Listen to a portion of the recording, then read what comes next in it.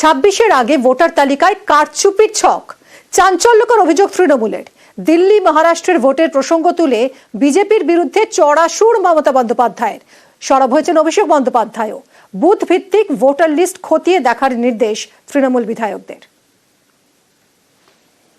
Election commission election করবে, central force দিয়ে তারা গার্ড দেবে, আর বাইরের লোকেরা এসে যারা বাংলার লোক নয়, বাংলার ভোটার নয়, তারা এসে ভোট দেবে। এই পরিকল্পনা কিন্তু আপনাদের আমরা ভেস্তে দেবো।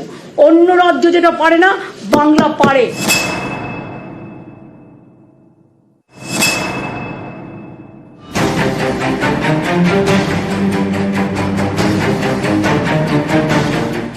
তৃণমূলের দাবি, হরিয়ানা, মহারাষ্ট্র, দিল্লিতে বিজেপির জয়ের পিছনে রয়েছে ভুয়ো ভোটার।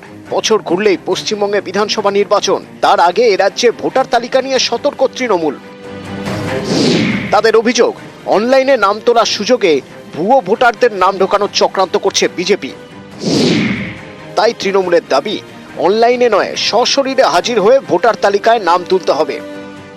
আমার ভাষায় ভুতুড়ে রাজনৈতিক দল যারা বিহারের লোকেদের নাম তুলছে অনলাইন। কেন অনলাইনে হবে? আপনাকে ভোটার কার্ডে নাম তুলতে গেলে, আধার কার্ডে নাম তুলতে গেলে আপনাকে ফিজিক্যালি যেতে হয়। তাহলে বিজেপি 40 লাখ ভোট বাড়লো কি করে মহারাষ্ট্রে? আর দিল্লিতেই বা আপনারা কি করেছিলেন? একদিন না একদিন তো বেরোবে। আমরা অঙ্ক কষে দেখে নিয়েছি। এখানেও বাবুরা এসে বসে আছেন, প্রত্যেক অ্যাসেম্বলিতে 20,000 থেকে 30,000 বাইরের লোকের নাম ঢোকাবে। দিল্লিতে আপনি যদি দেখেন, ভোটার তালিকায় 2024-এ লোকসভা নির্বাচন থেকে শুরু করে বিধানসভা দিল্লি নির্বাচন 8 মাসে 4 লক্ষ লোকের নাম নথিভুক্ত করা হয়েছে। এটা তো হয়েছে, এটা আমার কাছে খুব একটা জেনুইন বলে মনে হয় না। আম আদমি পার্টি হয়তো সেটা ধরতে পারি না। ভোটার তালিকা নিয়ে জেলায় জেলায় নির্দেশ পাঠিয়েছে তৃণমূল শীর্ষ নেতৃত্ব। বলা হয়েছে, প্রতিটি বুথের ভোটার তালিকা খুঁটিয়ে পরীক্ষা করে দেখতে হবে। নিজের নিজের বিধানসভা এলাকার ভোটার তালিকা পরীক্ষা করে দেখবেন বিধায়ক। যে সমস্ত নাম ইতিমধ্যেই ভোটার তালিকায় উঠে গিয়েছে সেগুলিও খুঁটিয়ে দেখতে হবে। কোনো নাম নিয়ে সন্দেহ হলেই যোগাযোগ করতে হবে জেলা নির্বাচনী আধিকারিকের সঙ্গে।